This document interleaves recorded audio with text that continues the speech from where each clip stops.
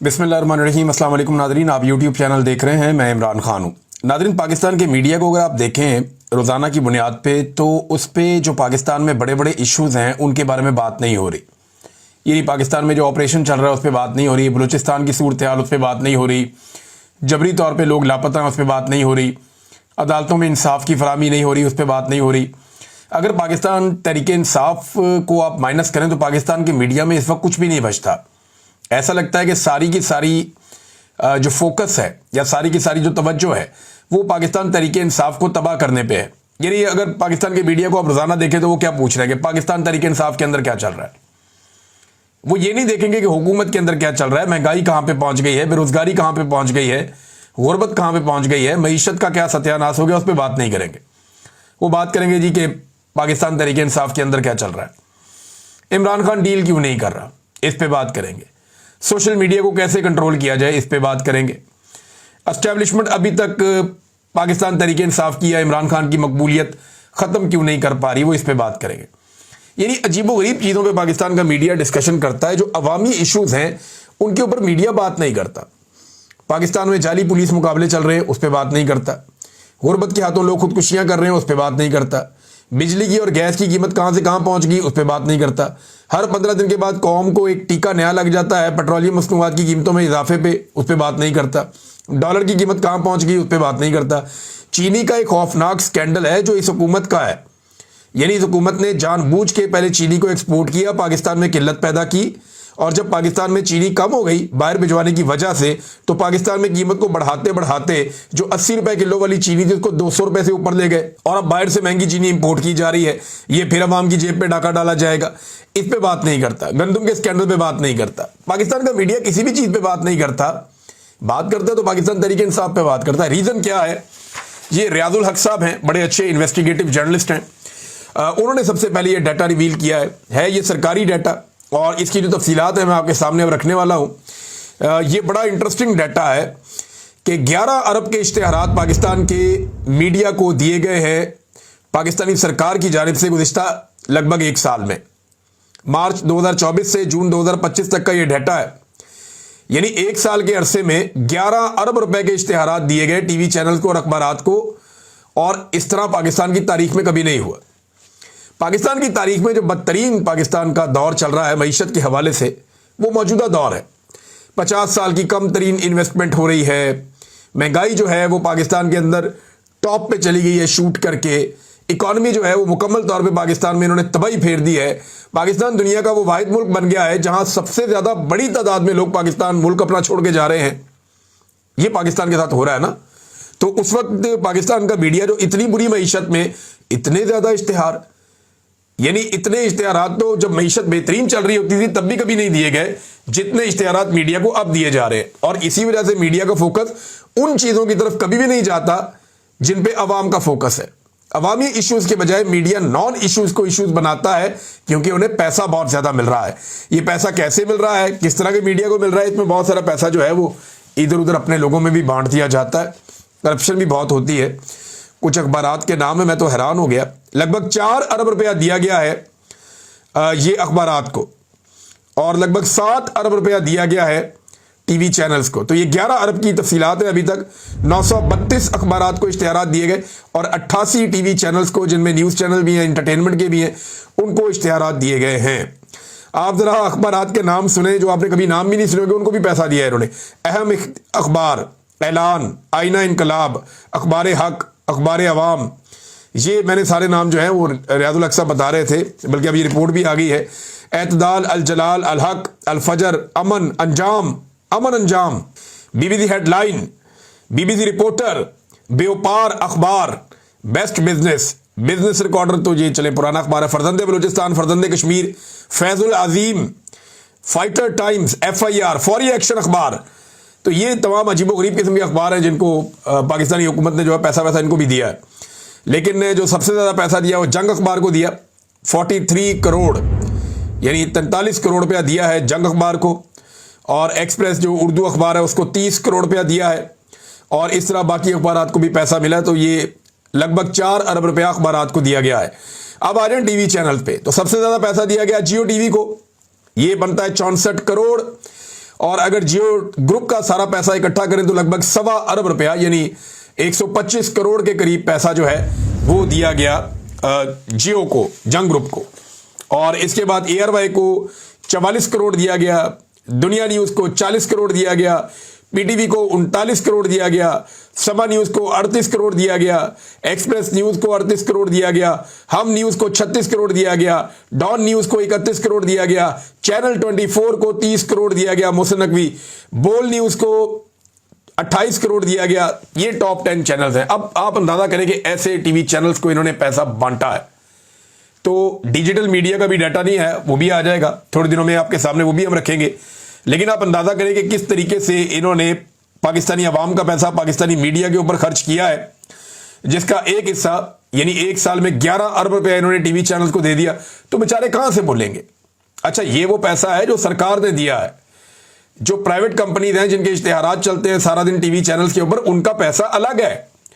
آپ اگر T V channels کو دیکھیں، غور کریں، تو یہاں پہ سرکاری اشتہار بہت کم ہوتا ہے. زیادہ جو اشتہار چلتا ہے وہ پرائیویٹ اشتہار چلتا ہے، پرائیویٹ کمپنیز کا چلتا ہے. تو اب آپ ان کا دھندا چیک کریں کہ 11 ارب روپیہ اگر ان ٹی وی چینلز نے، اخبارات نے مل کر لیا ہے سرکار سے، تو کتنا پیسہ انہوں نے، کم سے کم اس سے 4-6 گنا پیسہ انہوں نے لیا ہوگا پرائیویٹ جو انویسٹرز ہیں یا کمپنیز ہیں جن کے اشتہارات چلتے ہیں ان سے. کیونکہ آپ نے دیکھا ہوگا کہ ٹی وی چینل پہ بہت کم، کبھی 20 اشتہاروں کے بعد ایک سرکاری اشتہار آتا ہے، تو پھر اس کی آمدن بھی کم ہوتی ہے. تو جب سرکاری پیسہ اتنا زیادہ ہے تو سوچیں کہ دوسرا پیسہ کتنا ہوگا. اب جتنا ان کی موجیں لگی ہوئی ہیں اخبارات کی، ٹی وی چینل کی، اور ویسے سرکاری جو ہے یہ پیسہ بھی بہت زیادہ دیتے ہیں، حکومت بہت نوازتی ہے میڈیا کو، بہت زیادہ. عمران خان کے دور میں اس طرح میڈیا کو نہیں نوازا جا رہا تھا، جس کی وجہ سے میڈیا ناراض بھی تھا. تو یہ آج وجہ آپ کے سامنے ہے کہ کیوں میڈیا عوامی ایشوز کے اوپر بات کرنے کی بجائے صرف ان چیزوں پہ بات کرتا ہے جن چیزوں پہ موجودہ حکمران چاہتے ہیں یا اسٹیبلشمنٹ چاہتی ہے کہ بات ہو.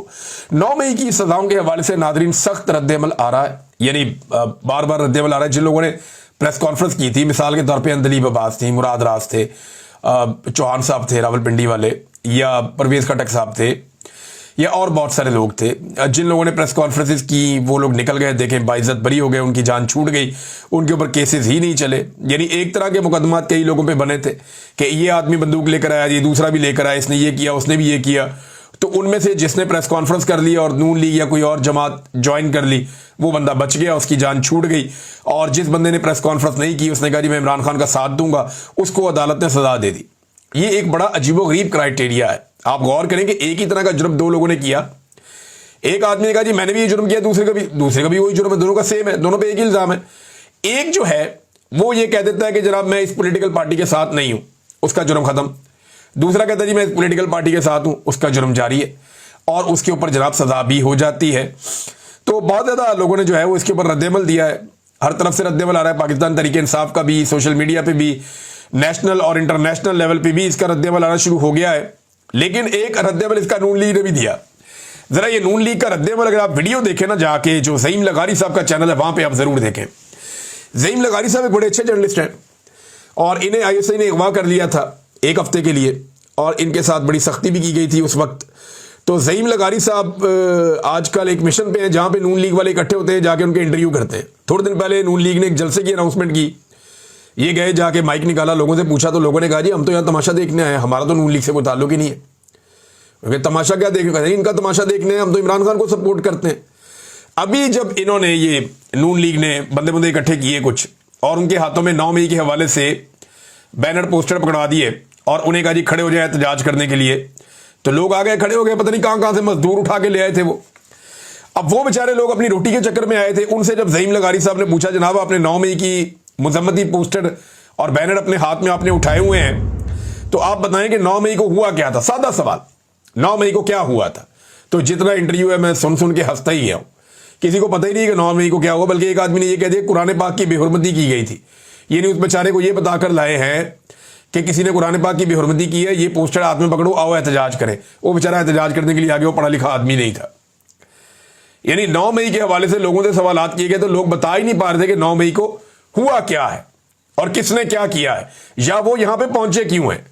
اگر اس طرح کے لوگوں کو اس وقت اسٹیبلشمنٹ نے اپنی سپورٹ کے لیے استعمال کرنا ہے، یا اسٹیبلشمنٹ کو اس طرح کی سپورٹ چاہیے. تھوڑا عرصہ پہلے میں دیکھ رہا تھا اسلام آباد میں ایک احتجاج تھا, اس میں بسیں بھر بھر کے وہ غریب لوگوں کو بیچاروں کو روٹی کا لالچ دے کے لایا گیا تھا, اور وہاں پہ بھی اسٹیبلشمنٹ کے حق میں مظاہرہ کروایا گیا تھا. اگر یہ کرنا ہے تو جو مڈل کلاس کی ایک سپورٹ ہوتی تھی ہمیشہ پاکستان کی ملٹری اسٹیبلشمنٹ کے ساتھ یا پاکستانی اداروں کے ساتھ, ایک مڈل کلاس کی ایک سپورٹ ہوتی تھی, وہ سپورٹ ختم ہو گئی. جو پڑھے لکھے لوگ ہیں وہ سارے کے سارے اسٹیبلشمنٹ کے خلاف ہو گئے, اور پڑھے لکھے لوگ اس نتیجے پہ پہنچے کہ پاکستان کے مسائل کے لیے پاکستان کی اسٹیبلشمنٹ رسپانسیبل ہے, لہذا وہ ناراض ہو گئے اور اب وہ اسٹیبلشمنٹ کے پیچھے اپنا ٹائم ضائع نہیں کر رہے. وہ نکل کر اسٹیبلشمنٹ کے لیے نہ آواز اٹھاتے ہیں, نہ ان کے لیے احتجاج کرتے ہیں, نہ ان کے حق میں باہر نکلتے ہیں. تو پھر اس طرح کے مزدوروں کو جو نارملی پرانی روایتی پولیٹیکل پارٹیز جن کے پلے ہی ککھ نہیں ہے, وہ بیچاری جس طرح کے مزدوروں کو اکٹھا کرتی تھی, پیسے ویسے دے کے چلے جاتے تھے اڈے پہ, دیکھ لیتے تھے کہ 100-150 آدمی ویلا بیٹھا ہوا ہے, تو انہیں کہتے تھے دیہڑی ملے گی سب کو, تو سب کو دیہڑی دے کے سب کے ہاتھ میں ایک پوسٹر پکڑا کے وہ بس میں بٹھا کے لے جاتے تھے, لے جا کے اپنا مظاہرہ کرا کے واپس چھوڑ دیتے. پیسے والے لوگ ہیں نا سیاستدان, اب یہی کام جو ہے وہ اسٹیبلشمنٹ کے لیے کیا جا رہا ہے اور پی ایم ایل این کر رہی ہے. پڑھے لکھا طبقہ تو انہوں نے ناراض کر دیا ہے مکمل طور پہ اپنے سے, لیکن اب اس طرح کے لوگ کریں گے تو امیج کا کیا بنے گا؟ امیج مزید اسٹیبلشمنٹ کا تباہ ہوگا. اور پی ایم ایل این نے یہ احتجاج کر کے بلکہ اسٹیبلشمنٹ کے لیے مشکل کھڑی کی ہے. یہ ویژول جو ہے یہ ہانٹ کرتے ہیں, یہ پرابلم کریٹ کرتے ہیں بعد میں کہ 9 مئی کے لیے لوگوں کو لے کر آئے, لوگ نکلے 9 مئی کے خلاف مذمت میں, اور ان لوگوں کو یہی نہیں پتا کہ 9 مئی کو ہوا کیا تھا. ایک ناظرین بڑی خبر ہے, اور یہ جو بڑی خبر ہے یہ امریکہ سے آئی ہے, اور یہ اچھی اور بڑی خبر ہے. خبر یہ ہے کہ B L A Majeed brigade جو کالعدم ایک تنظیم ہے اس کو دہشت گرد گروپ قرار دے دیا امریکہ نے, اور اس کی اناؤنسمنٹ کر دی گئی ہے. یہ بھارت کے لیے ایک اور دھچکا ہو سکتا ہے, کیونکہ پاکستان ہمیشہ الزام لگاتا ہے کہ بلوچستان میں جو کچھ بھی ہو رہا ہے اس کے پیچھے بھارت ملوث ہے, اور پاکستان ہمیشہ یہ کہتا رہا ہے کہ پاکستان کے اندر حالات کی خرابی کے پیچھے بھارت کا ہاتھ ہے, اور بھارت نے پاکستان کے لیے مشکلات پیدا کی ہیں بلوچستان میں. بلکہ وہ جو کالعدم تنظیمیں ہیں یا دہشت گرد ہیں یا ٹی ٹی پی ہیں انہیں فتنۃ الخوارج کہتے ہیں, لیکن ساتھ وہ یہ کہتے ہیں کہ بھارت کے حمایت یافتہ فتنۃ الخوارج. تو یہ ایک گروپ جو ہے اس کو دہشت گرد قرار دیا گیا امریکہ میں. پاکستان کی کامیابی ہے, بھارت کے لیے ایک دھچکا ہو سکتا ہے, لیکن دیکھیں یہ ایک موقع بھی ہے کہ جیسے جیسے آپ دہشت گردوں کو دیوار کے ساتھ لگاتے ہیں, ان کے خلاف کارروائی کرتے ہیں, بالکل اسی طرح آپ کو جو جمہوریت پسند لوگ ہیں ان کو آگے لانا چاہیے. جو ریاست کے ساتھ بات کرنا چاہتے ہیں ان کے ساتھ بات کرنی چاہیے. جو نوجوان ہیں انہیں سینے سے لگانا چاہیے, اور جو جبری طور پہ گمشدگیوں کا ایک سلسلہ ہے وہ بند کرنا چاہیے. جو بھی کام کیا جائے وہ قانون اور انصاف کے مطابق کیا جائے, آئین اور قانون کے دائرے میں رہ کر کیا جائے, تو بلوچستان اور قبائلی علاقوں کے جو مسائل ہیں وہ جلدی حل ہو سکتے ہیں. قبائلی علاقوں میں جرگے ایک بہت بڑا فیکٹر ہے, وہاں پہ جرگوں کے ذریعے مسائل حل ہو سکتے ہیں. جبکہ بلوچستان میں وہاں کے نوجوان یہ کہتے ہیں کہ ہمیں عدالت کے مطابق, آئین اور قانون کے مطابق آپ چلیں, جبری طور پہ لاپتہ کرنے کا سلسلہ بند کیا جائے. ناظرین, عوامی نیشنل پارٹی اس وقت شدید مخالفت کر رہی ہے فوجی آپریشن کی جو خیبر پختونخوا میں ہو رہا ہے. اس سے پہلے عوامی نیشنل پارٹی جو ہے وہ فوجی آپریشن کی بہت بڑی حمایتی بھی تھی, لیکن ایک خوبی ہے اے این پی میں, وہ یہ ہے کہ جب انہوں نے حمایت کی ملٹری آپریشن کی تو کھلم کھلا حمایت کی تھی, کھل کھلا کر. انہوں نے کہا ٹھیک ہے جی ہم حمایت کر رہے ہیں, یہ آپریشن کی بھی حمایت کر رہے ہیں, اس کی بھی کر رہے ہیں, اس کی بھی کر رہے ہیں. اور جو اسود یار ولی ہیں انہوں نے اسٹیٹمنٹ دیا تھا کہ ہم آپریشن راہ راست, آپریشن راہ نجات, یہ جتنے آپریشن ہو رہے ہیں ان سب آپریشن کی ہم حمایت کرتے ہیں. یہ اے این پی نے کھل کر کہا تھا, اور آج جب وہ مخالفت کر رہے ہیں وہ بھی کھلم کھلا کر رہے ہیں.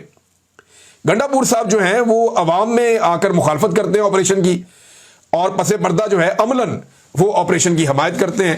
اب جیسا کہ علی امین گنڈا پور صاحب کے مشیر اطلاعات ہیں بیرسٹر سیف, انہوں نے کرفیو لگانے کے معاملے کی تصدیق کر دی. پورے خیبر پختونخوا میں تو نہیں لگا, لیکن یہ کہ باجور اور میرن شاہ کے علاقوں میں کرفیو لگایا گیا ہے, اور یاد رہے آپ کو کہ وہاں پہ آپریشن کی ایکٹیویٹیز چل رہی ہیں. تو علی امین گنڈا پور کے جو مشیر اطلاعات ہیں انہوں نے خود آ کر کہہ دیا کہ میرن شاہ میں اور باجوڑ کے اندر لگایا گیا ہے کرفیو. تو گنڈا پور کی پالیسی اے این پی سے تو پتھیٹک ہے. اے این پی جب حمایت کرتی تھی آپریشن کی کھل کے کرتی تھی, جب مخالفت کرتی ہے آپریشن کی تو کھل کر کرتی ہے. لیکن گنڈا پور صاحب یہ کرتے ہیں کہ عوام میں آ کے آپریشن کی مخالفت کرتے ہیں, لیکن پس پردہ وہ آپریشن کی حمایت کرتے ہیں, اور کھل کر وہ بات کر نہیں سکتے جو پریکٹیکلی وہ کہہ رہے ہیں وہ کر نہیں سکتے. تو یہ جناب ان کا ایک طریقہ کار ہے. ناظرین, خواجہ آصف صاحب ایک اور انٹرویو انہوں نے دیا, اور وہ لگاتار انٹرویوز دیتے رہتے ہیں, لیکن ابھی ان کے حوالے سے کچھ کنٹروورسیز تھیں تو اب ان کا انٹرویو آیا. माजी में ख्वाजा साहब जो है सिविलियन सुप्रीमेसी के दावे किया करते थे, नारे मारते थे कि सिविलियन सुप्रीमेसी होनी चाहिए। अब वो हाइब्रिड सिस्टम के लिए नारे लगा रहे हैं और इस दोगले मॉडल की तारीफें कर रहे हैं। यानी उन्होंने कहा ये गॉड गिवन अरेंजमेंट है, ये अल्लाह ताला का दिया हुआ एक अरेंजमेंट है और ये डिलीवर कर रहा है। ख्वाजा आसिफ का ये सोचना है। वैसे ये अशराफिया को डिलीवर कर रहा है। पाकिस्तान तो 44% जो है गुर्बत की लकीर से नीचे चले गए हैं। पाकिस्तानी बहुत बड़ी तादाद में पाकिस्तान छोड़ छोड़ कर जा रहे हैं। पाकिस्तान से सरमायाकारी बाहर जा रही है। मईशत का बेड़ा गर्क हो गया है। पेट्रोल, आटा, घी, दालें, दुनिया की हर चीज़ जो पाकिस्तान में अवेलेबल है सारी महंगी हो गई। तो आम आदमी को तो डिलीवर नहीं कर रहा, अशराफिया को ये निज़ाम डिलीवर कर रहा है। अगर आम आदमी को डिलीवर करता तो वो नज़र भी आ जाता। आहिस्ता आहिस्ता ख्वाजा साहब जो हैं वो इस निज़ाम को जवाब दे रहे हैं और ऐसा लगता है कि आने वाले दिनों में कोई आईनी तरमीम हो जाएगी या कोई कानूनी तहफ़्फ़ुज़ फराहम कर दिया जाएगा। फ़ौज के हुकूमत में जो वजूद है उसको एक आईनी तहफ़्फ़ुज़ फराहम कर दिया जाएगा। और ये जो रोमांस इस वक्त चल रहा है ना मिलिट्री एस्टेब्लिशमेंट का और पॉलिटिकल पार्टीज़ का, ये सिर्फ इमरान खान की वजह से चल रहा है। अगर इमरान खान का फैक्टर ना हो तो ये रोमांस कभी भी ना चले, क्योंकि पाकिस्तान की पॉलिटिकल पार्टीज जानती हैं कि एस्टेब्लिशमेंट के साथ बैठने की वजह से एक बदनामी होती है और अवाम के अंदर मकबूलियत में कमी होती है। लेकिन उनके पास दूसरा चारा कोई नहीं है, क्योंकि मकबूलियत इमरान खान के पास है। और अगर ये एस्टेब्लिशमेंट से दूर हो जाएंगे तो एस्टेब्लिशमेंट भी कमज़ोर हो जाएगी और ये पॉलिटिकल पार्टीज भी कमज़ोर हो जाएंगी और इमरान खान इन सारों को बारी बारी खा जाएगा। लिहाजा इमरान खान का खौफ ऐसा है कि वो इन सारों को इकट्ठा किए हुए, और ये बात बार बार लोग कहते हैं, इमरान खान साहब को कुछ ऐसा करना पड़ेगा या इनको अपना खौफ तोड़ना पड़ेगा कि पॉलिटिकल फोर्सेस मिलकर पाकिस्तान की एस्टेब्लिशमेंट को धक्का देकर बाहर निकालें इस गलत काम से जिसके अंदर वो पड़ गए हैं। उनका काम सिक्योरिटी का है, वो अपना काम सिक्योरिटी का करें। ये कारोबारी ज़िंदगी, ये मामूलाती ज़िंदगी, ये हुकूमत, ये इंतज़ामी मामलात, ये सारे के सारे सिविलियंस के चलाने के हैं। ये मामलात इन्हें वापस दिए जाएं। नाज़रीन, बैन अल-अक़वामी फ्रंट से दो खबरें इंपॉर्टेंट। नंबर एक तो सितंबर में आप याद रखिएगा कि ऑस्ट्रेलिया और कनाडा समेत बहुत सारे यूरोपीय ममालिक फ़लस्तीन को तस्लीम करने जा रहे हैं और उन तमाम ममालिक ने अब तक इस बात का इंदिया दे दिया है। एक बहुत बड़ी डेवलपमेंट है और इस वक्त पूरी ज़मीन पे किसी से इतना जुल्म नहीं हो रहा जितना गजा में फ़लस्तीनियों के साथ जुल्म हो रहा है। हाल ही में वहाँ पे अल-शिफा अस्पताल के करीब एक हमला किया गया। अल जज़ीरा के 5 सहाफ़ी उसमें शहीद हुए हैं। उनमें एक जो जर्नलिस्ट हैं अनस शरीफ, वो बहुत काम कर रहे थे और उनके ऊपर जो है वो हमला किया गया खैमे पे और उन्हें शहीद किया गया। उनके कैमरामैन इब्राहिम ज़हीर थे, वो भी शहीद हो गए, जबकि बाकी 3 सहाफ़ी और थे वहाँ पे, वो भी शहीद हुए। टोटल 7 लोग इस हमले के अंदर जाँ बहक हुए हैं और पूरी दुनिया में जो सहाफ़ती तंजीमें इसके ऊपर आवाज़ उठा रही हैं, एहतजाज कर रही हैं। जबकि इसराइल ने ख़ुद बताया कि ये हमला डेलिबरेटली अनस शरीफ पर ही किया गया था। अनस शरीफ जो है वो एक बड़े मेहनती सहाफ़ी थे और वो कई मरतबा ये बता भी चुके हैं कि उनकी जान को यहाँ पे ख़तरा है, बल्कि उन्होंने एक पैगाम भी छोड़ा था कि गज़ा को याद रखिएगा, और वो ये कहते थे कि यहाँ उनकी जान जा सकती है। तो अनस शरीफ जो है वो शहीद हो गए हैं और गज़ा की सूरत हाल इंतहाई मखदूश है। वहाँ भूख है, अफलास है, पानी नहीं है, लोग भूखे और प्यासे हैं, लोग डरे हुए हैं, लोग खौफजदा हैं, परेशान हैं। हर वक्त उनके ऊपर अटैक होते रहते हैं, हमले होते रहते हैं, लेकिन वो अपनी सरजमीन को छोड़ने के लिए तैयार नहीं हैं। वहाँ पे डटे हुए और उनके ऊपर एक बदतरीन तारीखी नौयत का अटैक किया जा रहा है इसराइल की जानिब से। और इसी वजह से जो यूरोपीय ममालिक हैं या ऑस्ट्रेलिया और कनाडा है, उन्होंने ये फैसला किया है कि अब वो फ़लस्तीन को बतौर एक रियासत तस्लीम करेंगे। ये एक बड़ी डेवलपमेंट है। अब तक इतना ही, अपना ख्याल रखिएगा, अपने इस चैनल का भी। अल्लाह हाफ़िज़।